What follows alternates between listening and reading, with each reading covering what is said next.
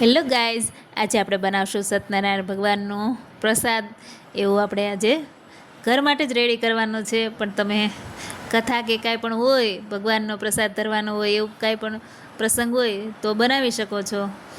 તે માટે આપણે આજે એક લોયામાં 2 મોટી ચમચી ઘી લેવાનું છે. આ રીતના આપણે 2 ચમચી ઘી નાખશું. પછી તમને વધારે જોઈતું હોય તો નાખી શકો છો. અત્યારે આપણે 2 ચમચી ઘી લીધેલું છે. ત્યાર પછી કાજુ બદામના ટુકડા જે કટ કરેલા છે તે આપણે થોડા સાતળી લેશું.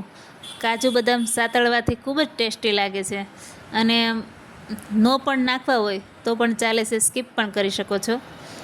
અત્યારે આપણે કાજુ બદામ તળી લીધા છે, તે એક વાસણમાં આપણે કાઢી લેશું, સાઈડમાં કરી લેશું.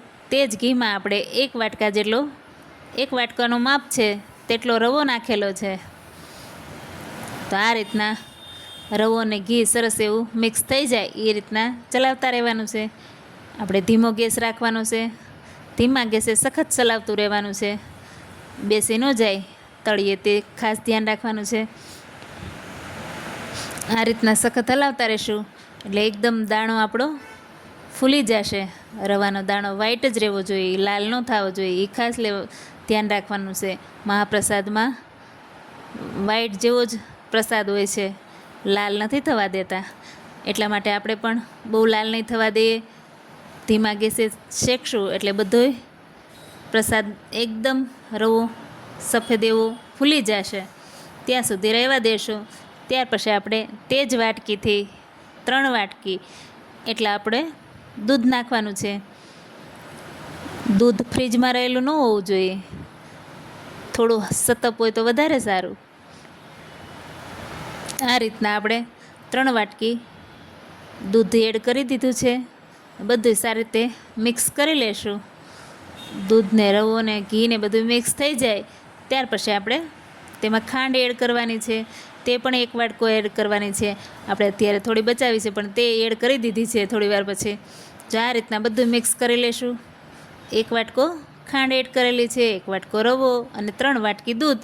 સરળ માપ છે. જો આ રીતના બધું સરસ મિક્સ થઈ જાય અને લોહીયાથી છૂટો પડી જાય આપણો પ્રસાદ, અને ઘી છૂટવા મળે ત્યાં સુધી આપણે પ્રસાદ રેડી છે તેમ સમજશું. જો આ રીતના ઘી છૂટું પડી જાય એટલે પ્રસાદ રેડી થઈ જાય, ખાંડ પણ ઓગળી જાય ને દૂધ પણ ચૂસી લે ત્યાં સુધી આપણે રહેવા દેવાનું છે. જે કાજુ બદામ આપણે તળ્યા છે તે એડ કરશું. બધું સારી રીતે મિક્સ કરી લેશું. આ રીતના બધું મિક્સ કરીને એક વાસણમાં કાઢી લેશું. જો આપણે કેટલો સરસ એવો રેડી થયો છે પ્રસાદ, એક વાસણમાં સર્વ કરશું. તેમાં આપણે જે કાજુ બદામ તળેલા છે તે ઉપરથી એડ કરશું ગાર્નિશિંગ માટે.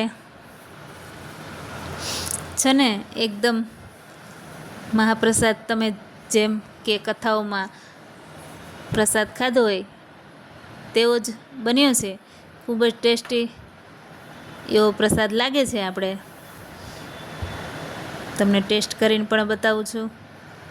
જો તમને મારા વિડીયો ગમતા હોય તો લાઈક, શેર અને સબસ્ક્રાઈબ કરજો. ખૂબ જ યમ્મી છે, એકવાર જરૂર ટ્રાય કરજો. Thank you.